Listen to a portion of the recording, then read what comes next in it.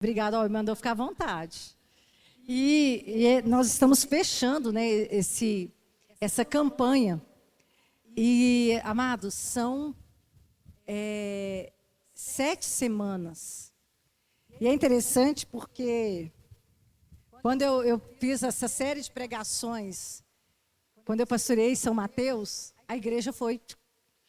Opa, peraí, eu quero conhecer. E nós temos, sim, eu só vou virar um cadinho só, assim. Que a minha Bíblia foi um presente de casamento. Eu já tenho 20 anos de casada. Então, imagina. E eu gosto dessa Bíblia, porque é nela que estão os meus estudos sobre Apocalipse. E também por causa da letra, viu, gente? Que eu já não enxergo nada pequeno mais. Então, eu fiquei com uma responsabilidade do fechamento da palavra. E essa palavra de Apocalipse, fechando a 7ª carta, é a igreja de Laodiceia. E, queridos, a igreja de Laodiceia, na minha visão, é uma das igrejas que mais apanha. Porque quando o Senhor entrega a palavra, Ele entrega uma palavra muito forte, muito dura, e que tem tudo a ver com a história daquela igreja e com aquela cidade.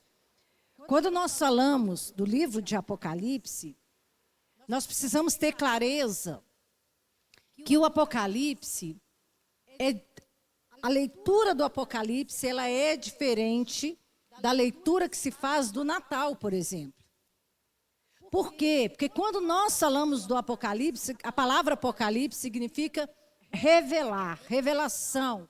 Ou seja, tira-se o véu, traz o entendimento. E o Cristo que é apresentado no Apocalipse não é o Cristo da manjedoura, mas é o Cristo vitorioso, aquele que saiu como vencedor e para vencer. Então a gente tem que ter essa clareza. Cristo aqui é aquele que consumiu a obra redentora. É aquele que levou até o fim o projeto de Deus de restauração da igreja, de resgate da nossa vida através da cruz do Calvário. Amém, amada. Obrigada, viu? Você sabe que eu ganhei um apelido nessa igreja, né? Vocês sabiam? Falaram que eu sou apocalíptica. A pastora apocalíptica, não é assim? Mas, porque o Apocalipse, ele não faz volta. Ele vai direto ao ponto. E o anjo da igreja, né, ali, quando se fala do anjo, está se falando realmente da estrela, é o anjo da igreja, é o pastor da igreja, aquele que está responsável pela igreja. Mas os candeeiros está falando da própria igreja. E quando nós lemos sobre o Apocalipse, a gente tem que ter esse olhar de uma revelação e de uma esperança. Então, a primeira coisa que eu quero chamar você é perder o medo de ler o livro de Apocalipse. Leia. Ah, pastor, eu entendo pouco do livro de Apocalipse. Entenda que é uma igreja, está falando essas 7 cartas, ela não está falando muito do tempo vindouro, mas ela está falando de um tempo em que a igreja ainda vive. Eu sei que vocês já ouviram várias pregações que vêm falando sobre isso. E uma coisa é certa. A palavra do Senhor, quando você lê a igreja de Filadélfia, o Senhor fala com a igreja de Filadélfia assim: venho sem demora. Já em Laodiceia, o Senhor diz assim: eis que estou à porta e bato. E nós vamos ler esse texto, e eu não gostaria que você lesse esse texto pensando na igreja lá de trás, ou de uma igreja que virá, mas é para a igreja de hoje. Eu queria que você desse uma refletida em como a nossa sociedade está, e a partir disso você consegue ler Laodiceia. E lendo como uma carta que é para os dias de hoje. Vamos lá? Apocalipse capítulo 3, versículo 14. Apocalipse capítulo 3, versículo 14. Amém? Diz assim a palavra do nosso Deus. Ao anjo da igreja em Laodiceia, escreve: estas coisas diz o Amém, a testemunha fiel e verdadeira, o princípio da criação de Deus. E aí começa a mensagem. Conheço as tuas obras, que nem és frio nem quente. Quem dera fosse frio ou quente. Assim, porque és morno, e nem és quente nem frio, estou a ponto de vomitar-te da minha boca. Pois dizes: estou rico e abastado, não preciso de coisa alguma, nem sabes que tu és infeliz, sim, miserável, pobre, cego e nu. Aconselho-te que de mim compres ouro refinado pelo fogo, para te enriqueceres, vestiduras brancas para te vestires, a fim de que não seja manifesta a vergonha da tua nudez, e colírio para ungires os olhos, a fim de que vejas. Eu repreendo e disciplino a quem amo. Sê, pois, zeloso e arrepende-te. Eis que estou à porta e bato. Se alguém ouvir a minha voz e abrir a porta, entrarei em sua casa e cearei com ele e ele comigo. Ao vencedor, dar-lhe-ei sentar-se comigo no meu trono, assim como eu venci e me sentei com meu Pai no seu trono. Quem tem ouvidos, ouça o que o Espírito diz às igrejas.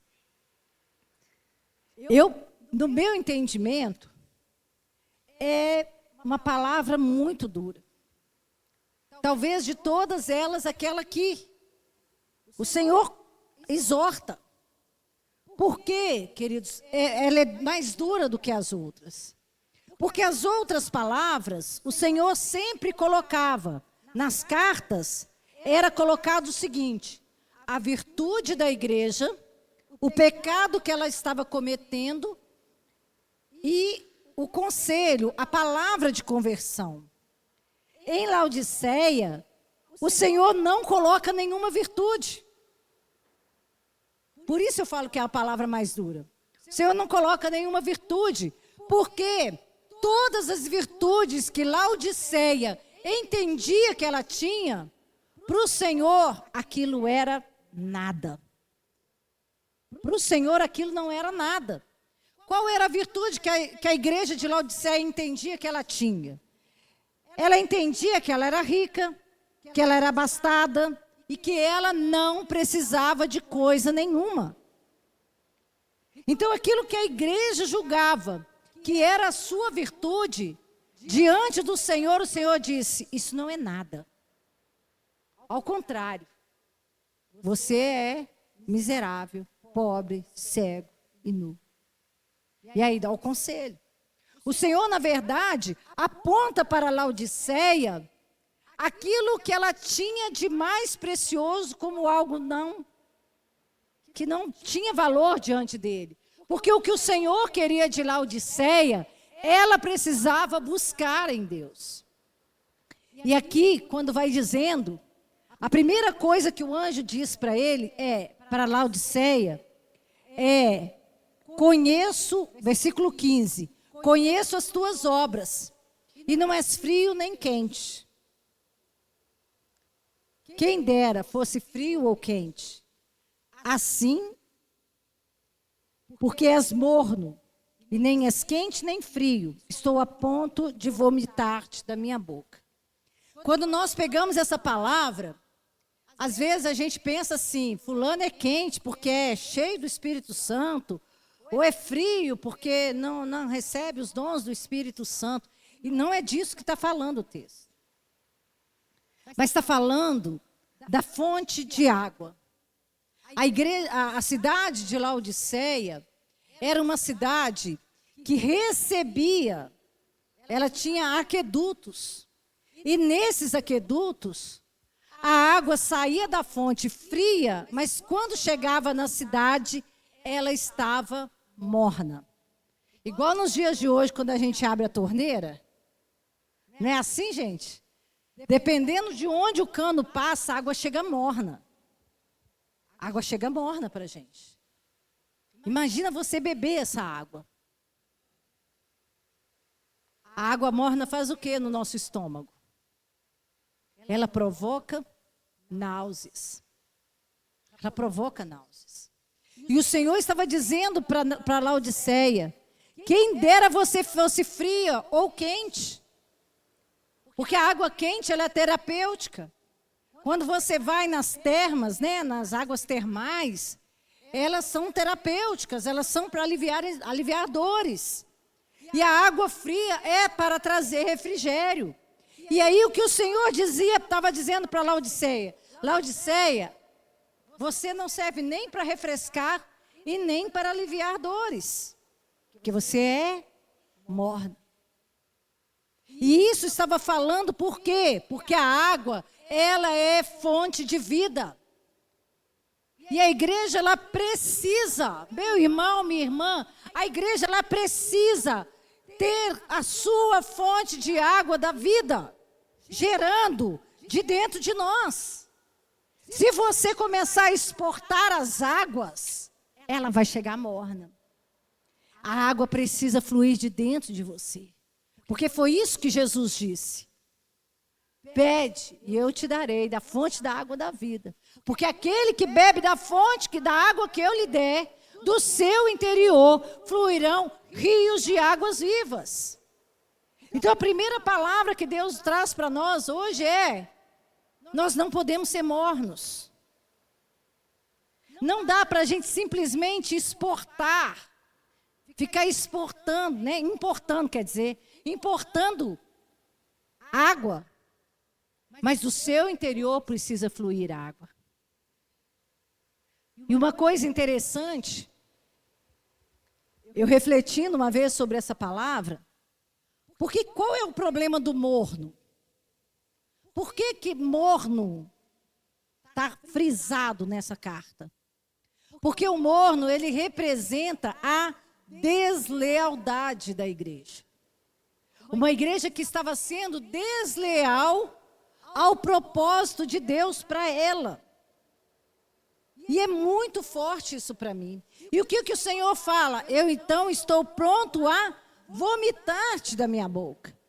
Meu irmão, minha irmã, você só vomita aquilo que está dentro.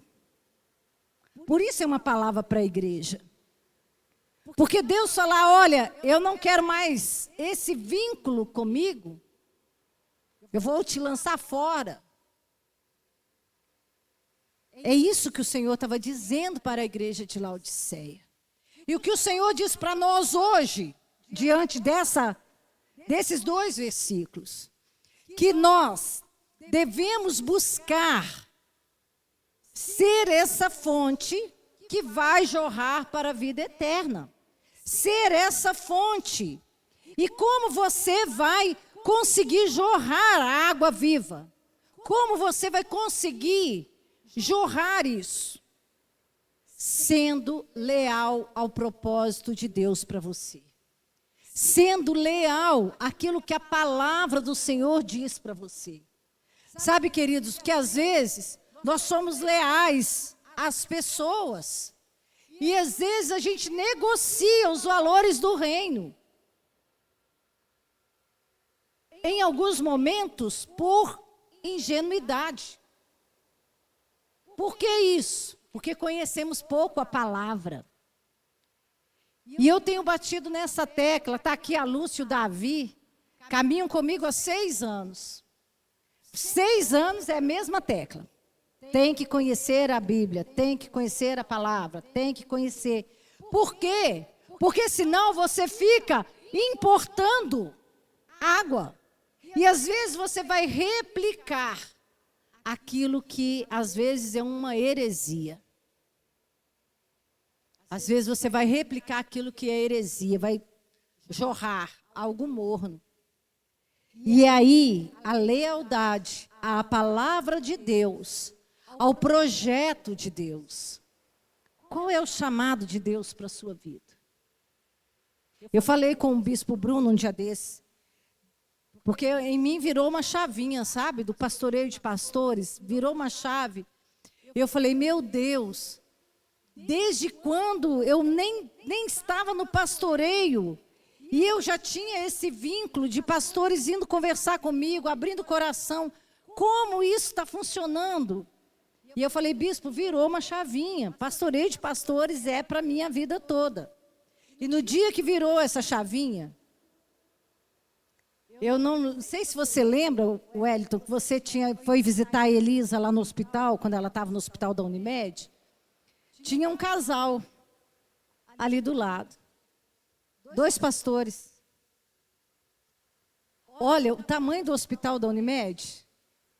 A minha filha foi ficar internada no quarto de uma pastora que estava doente, e o marido dela que estava ali acompanhando. Eu acompanho essa pastora até hoje. Entendeu? Cuido dela, né? Emocionalmente. O pastor Carlos cuida do marido. Cada um cuidando de um. Sabe, irmãos, quando a gente olha para o nosso ministério e entende, esse é o meu chamado, o Senhor vai acrescentando cada dia mais para que você possa fluir. O teu chamado é só seu. É só seu. Então não dá para você importar chamado do outro. Você precisa estar no Senhor. E no Senhor desfrutar e ser leal ao projeto que Ele tem para a sua vida. Amém? A outra coisa que eu aprendo com a carta de Laodiceia é que Laodiceia carregava, a igreja de Laodiceia carregava com ela uma arrogância. É arrogância. Por quê? Ela olha para o Senhor, versículo 17, e ela dizia para ela mesma, sou rica e abastada. Ou seja, não preciso de coisa alguma. Isso é uma atitude de arrogância. E quando a igreja diz isso, que ela não precisa do Senhor, ninguém muito ousa dizer isso, sabe? Eu não preciso de Deus. Ninguém fala isso. Ninguém. É muito difícil encontrar alguém que fala assim, está na igreja e fala, não preciso de Deus. Às vezes nós não verbalizamos isso desse jeito. Mas o que nós fazemos? Mas eu sou funcionário assim do alto escalão. Eu tenho a minha casa própria, eu vou orar por isso, por quê? Às vezes, o que acontece? Nós confiamos muito nos dons e nos talentos que nós temos. E eu quero dizer para você uma coisa muito séria. Quando os desafios vêm para a nossa vida, e nós somos desafiados, quando os desafios vêm para a nossa vida, diploma não vai resolver, cargo não vai resolver, dinheiro não vai resolver, porque tem coisas que é só no Senhor que você vai encontrar resposta. É meio aquela propaganda do Mastercard, né? Para todas as outras coisas. Então tem coisa que o dinheiro não compra. Tem coisa que o diploma não resolve. Tem coisas, amado, que a sua influência, a sua retórica não vai dar conta. Não vai. porque só no Senhor. E a igreja de Laodiceia, ela carregava isso com ela. Ela olhava para aquilo que ela tinha e dizia, eu não preciso de nada. E aí o que eu digo para você, para a gente tomar cuidado com aquilo que está no nosso coração.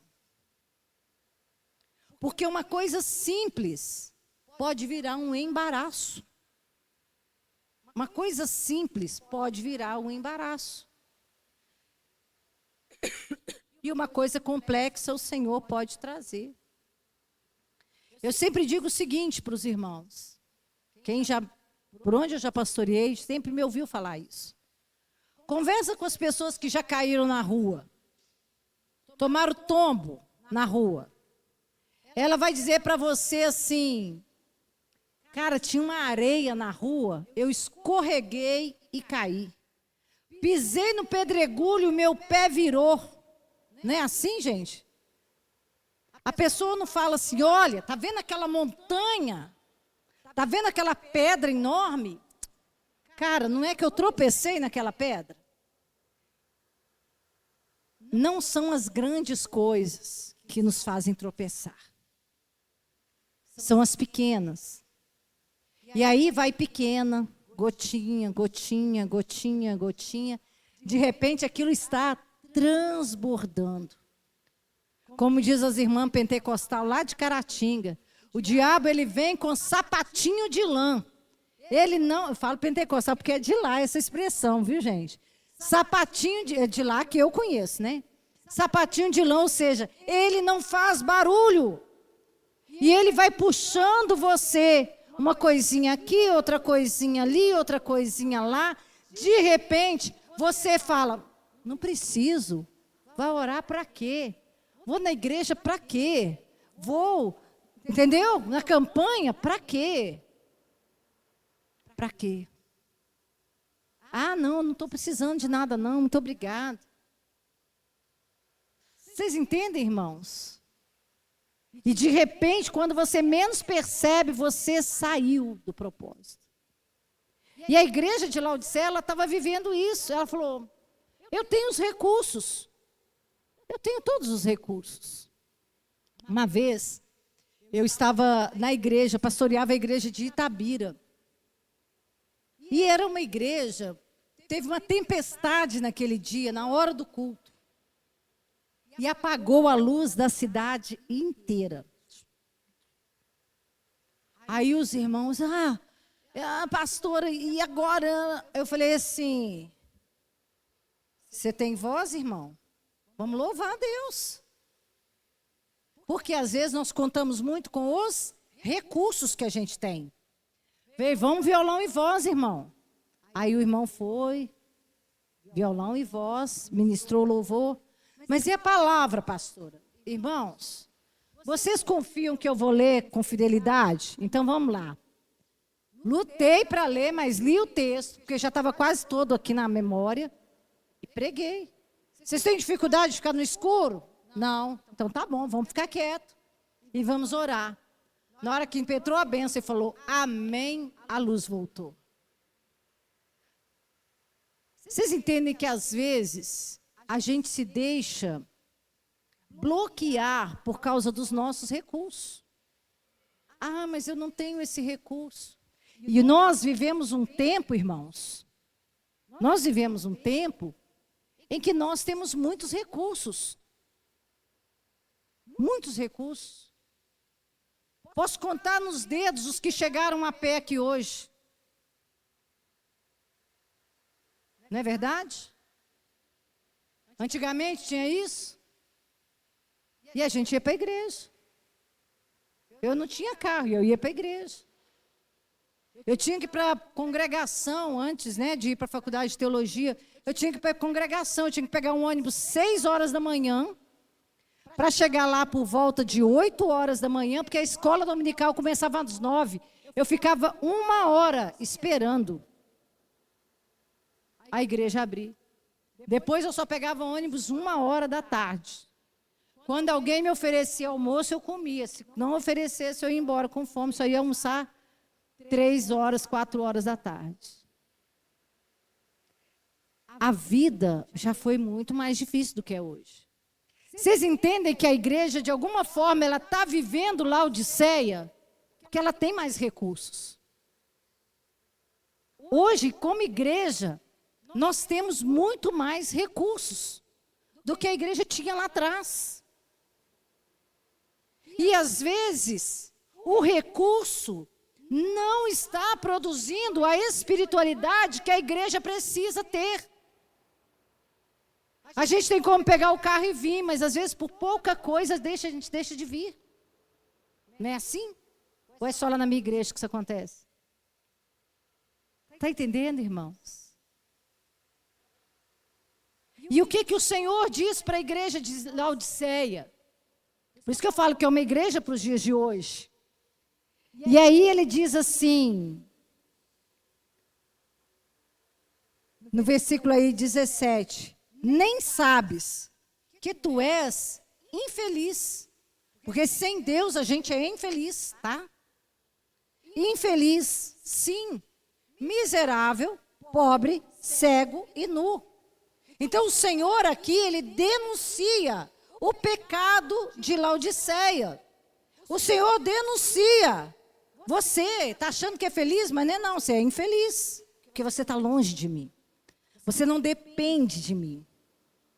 Você está achando que é rica, mas você é miserável. Ou seja, o seu dinheiro não vale nada. Você está achando que você é rica, mas não.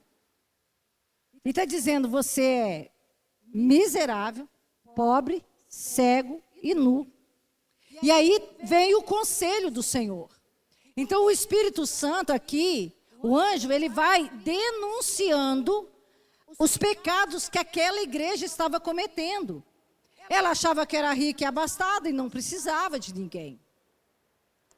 Então o Senhor começa a dizer, ele começa a falar daquilo que era o potencial da cidade de Laodiceia. Quando o Senhor diz para ela assim, miserável, pobre, cego e nu, o Senhor está dizendo para ela por quê? Porque ela era produtora de lã. Como ela está nua se ela produz lã? Aquela cidade, ela era produtora de lã. Ela também era rica. Era uma cidade que o dinheiro circulava. Tá? Era uma cidade que as pessoas ganhavam bem, tinha recursos. E era uma referência no campo da oftalmologia. E o Senhor, na hora de denunciar o pecado, o Senhor toca exatamente naquilo que era o potencial dela. E aí o Senhor vai dizendo, eu aconselho que de mim você compre ouro refinado pelo fogo para te enriqueceres.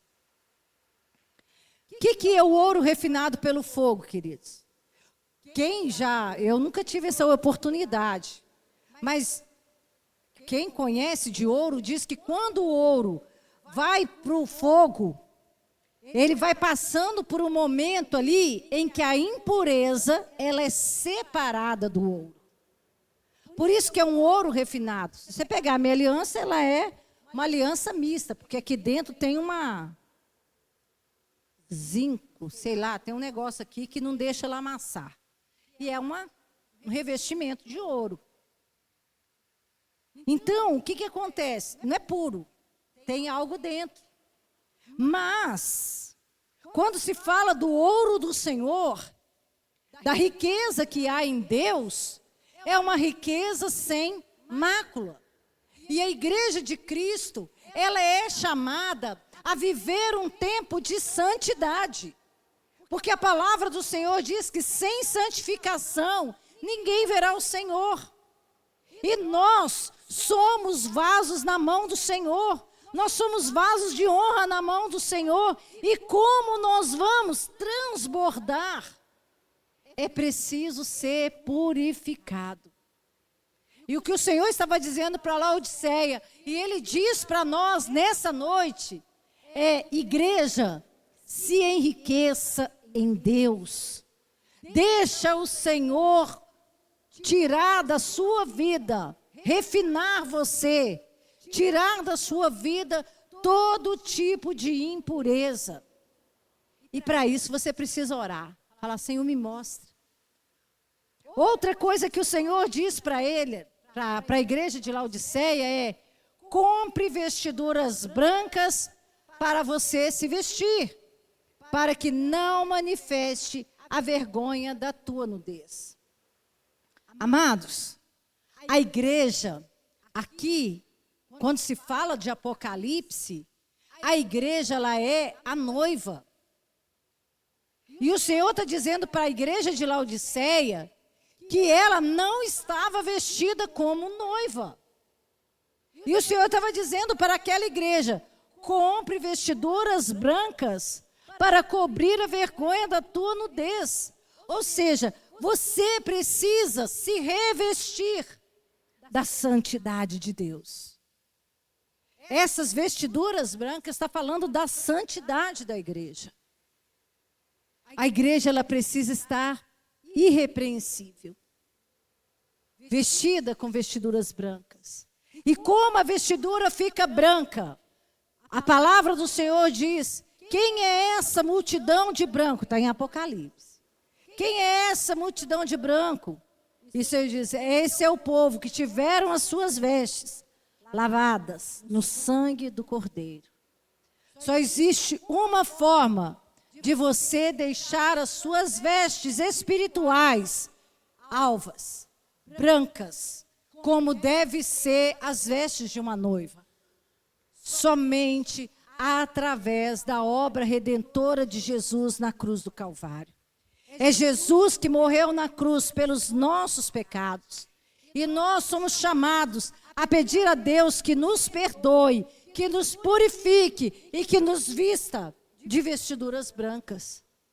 Mas o Senhor também, Ele diz que nós devemos comprar colírio para ungir os nossos olhos, a fim de que nós vejamos.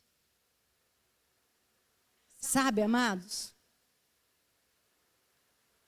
muitas vezes eu acredito que Deus quer trazer revelação para a igreja. Eu acredito que Deus deseja ampliar a sua visão, enxergar o reino de Deus como a meta que nós devemos perseguir. Eu comecei essa palavra dizendo para você o seguinte, que é importante que você saiba para que você foi chamado, o seu ministério específico. Mas há um propósito de Deus para a nossa vida. Você foi criado para louvor da glória do Senhor. Você foi criado para manifestar a graça e o amor de Deus. Você foi criado para pregar o evangelho a toda criatura. E não importa, irmão, não importa, irmã, a sua idade. Sabe por quê? Porque se Deus não quisesse usar você para proclamar o evangelho, para adorar o nome dele, Ele já tinha te promovido para a glória eterna. Sabe o que é a promoção para a glória eterna, né?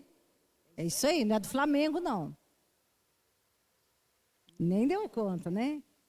Não é a do Flamengo, a glória eterna é a de Deus. Ah? E o Flamengo falou que ele estava rumo à glória eterna, né? Falei, não, a glória eterna só tem uma.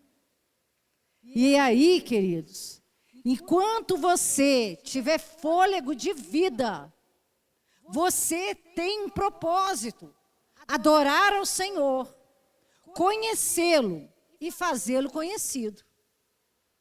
Eu gosto muito desse slogan da Jocum, né? Nós existimos para conhecer a Deus e fazê-lo conhecido. Então, enquanto você tiver um fôlego de vida, você é chamado para fazer isso. Eu tenho uma irmãzinha lá da nossa igreja. Hoje ela já não consegue mais, porque o Alzheimer já avançou muito. Mas a dona Carminha, ela não conhecia ninguém. Ninguém. Ela não sabia quem era quem. Mas ela sabia a missão. E a gente cantava o hino, ela cantava junto. Todos 3 que tiveram Alzheimer na igreja, algo marcava a vida deles. Tanto a dona Iraci, quanto o senhor Oswaldo, e a dona Carminha, que ainda está viva. Era a mesma coisa. Nós vamos evangelizar, irmã? Eu ia levar a ceia e ela falava, nós vamos evangelizar, irmã? Vamos sim, mas primeiro nós vamos louvar a Deus. Aí a gente cantava, oh, que bênção, vou celebrar a ceia. Tomava a ceia, agora fique em paz, minha irmã. Ah, sim, porque eu tenho que me preparar para ir para o culto. Bem, amém. É isso. Logo depois ela esquecia, claro, né, gente? Porque ela não podia nem mais. Mas entende que o propósito de Deus na vida desses irmãos e irmãs estava ali latente, que nem o Alzheimer estava apagando? É isso. O propósito de Deus na sua vida precisa estar enraizado, sabe? Precisa estar forte, precisa estar pleno. E às vezes nos falta a visão.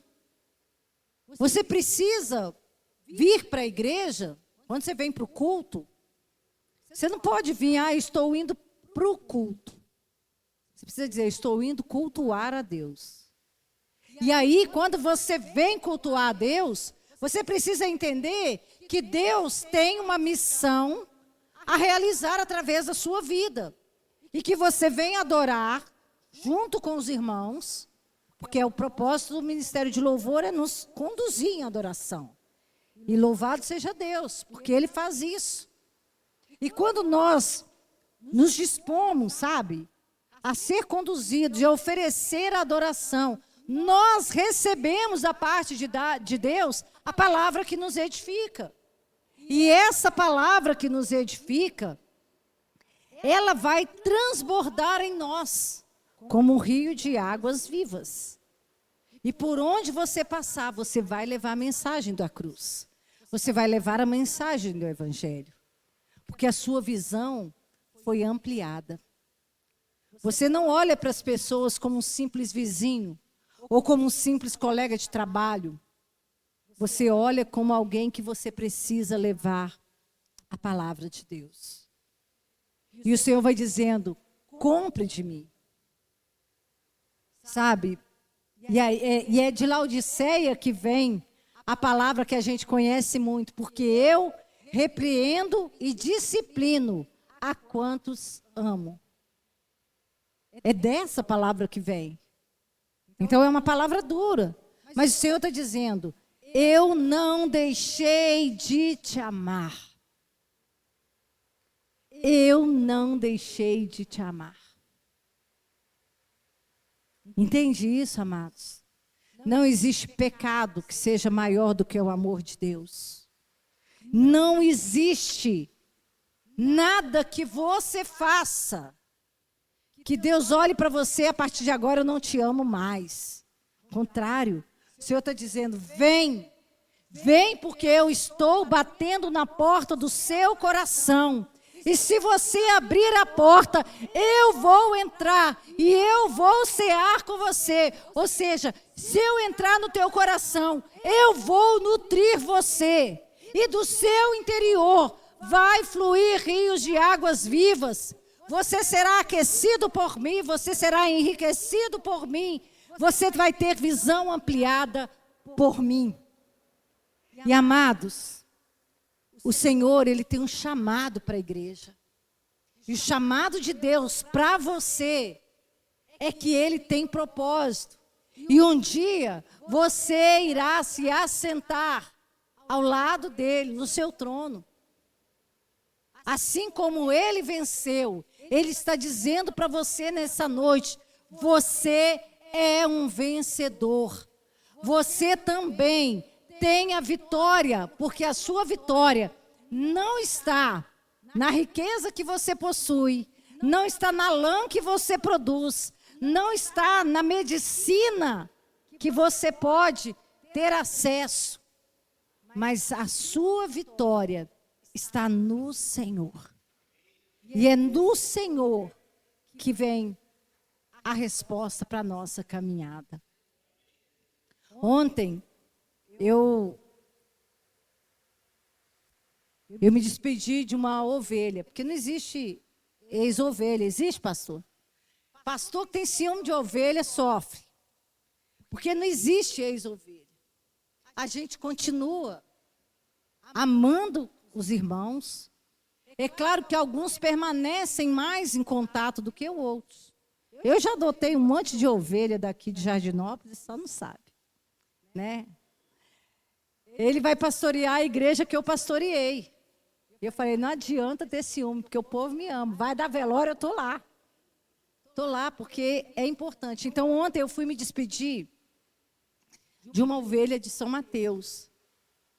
E esse homem que faleceu, que foi enterrado ontem, ele marcou meu ministério com um milagre maravilhoso. Ele teve uma pancreatite, e aquele pâncreas estava totalmente detonado. E talvez você não entenda de medicina igual eu não entendia na época, mas diz que o pâncreas é igual uma barra de manteiga. Não tem como costurar.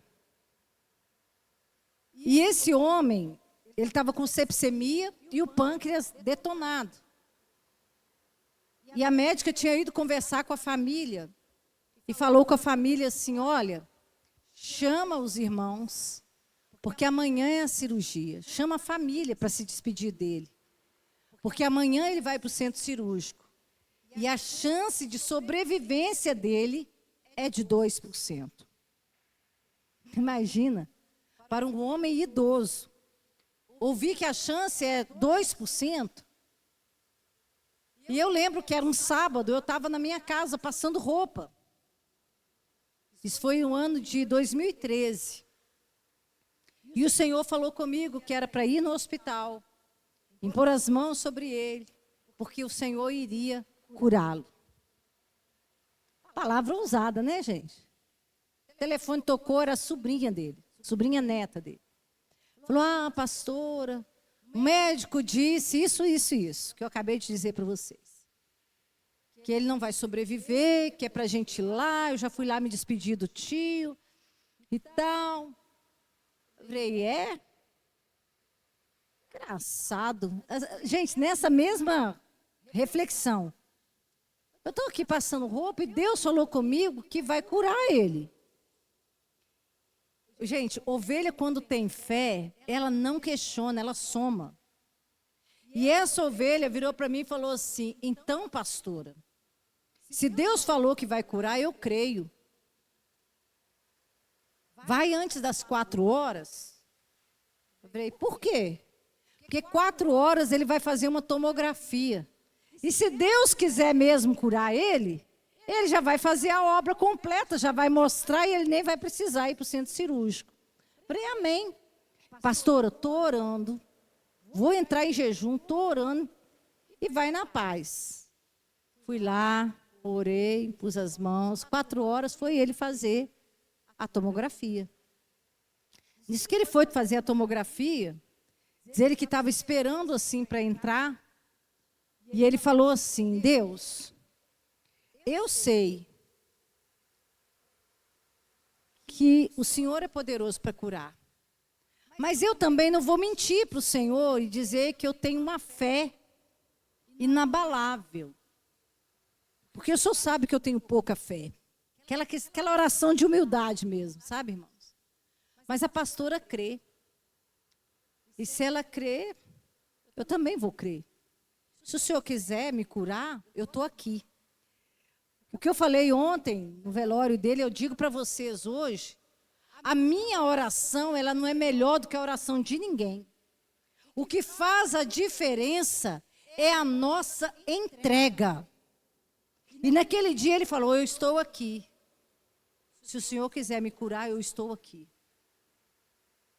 E foi para o tomógrafo. No outro dia a médica virou e falou, eu não sei, eu só sei que aquele que está lá em cima gosta muito de você. Porque o seu exame de sangue já não mostra mais a sepsemia. Acabou a infecção. E o seu pâncreas está restaurado. E eu só não te mando embora agora, porque você está mais de 15 dias sem comer. Eu preciso reintroduzir alimento.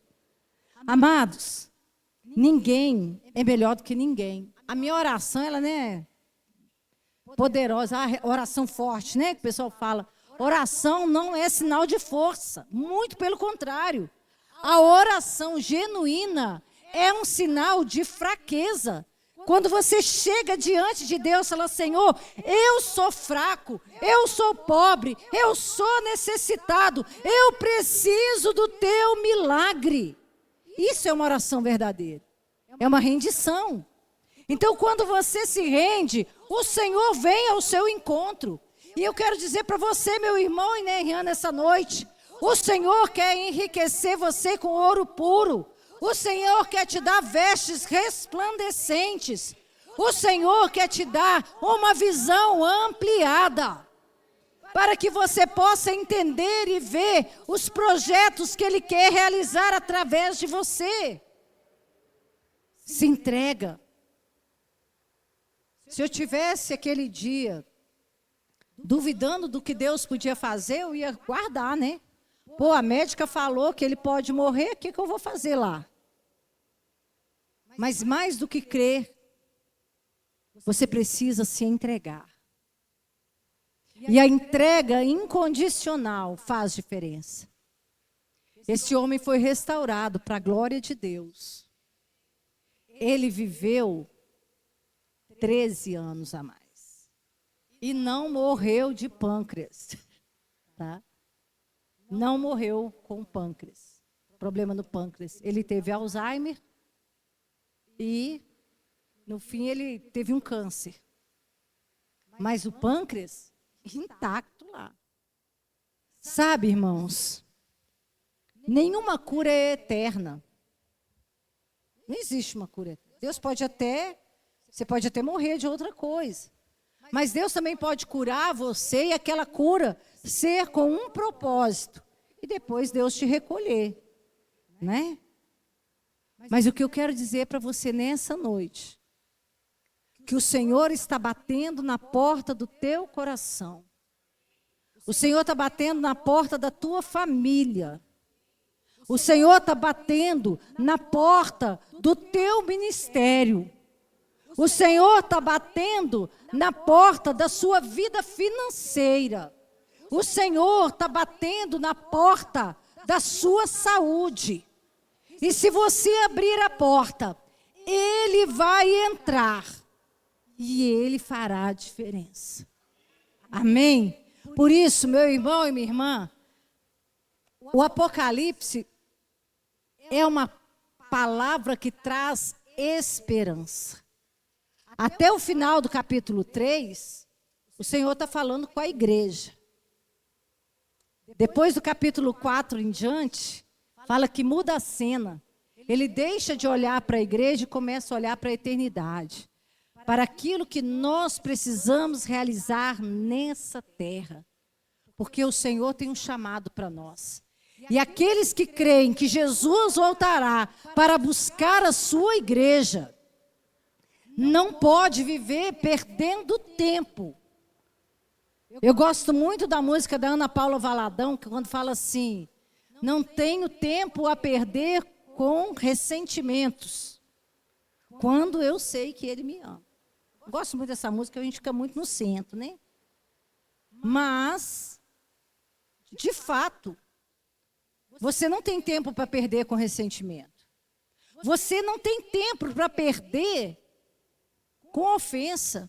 Irmãos, a vida já é muito pesada para você carregar peso de ofensa. E em outro velório que eu tive essa semana, eu tive 2 velórios, de 2 ex-ovelhas, né? 2. Eu ouvi um pastor falando a seguinte palavra: a vida é muito curta para ser pequena. A vida é muito curta para a gente perder tempo com coisinha pequena. Então, não deixa nada te separar do amor de Cristo. Nada te impedir de pregar o amor de Cristo. Amém? E eu quero convidar você, eu nem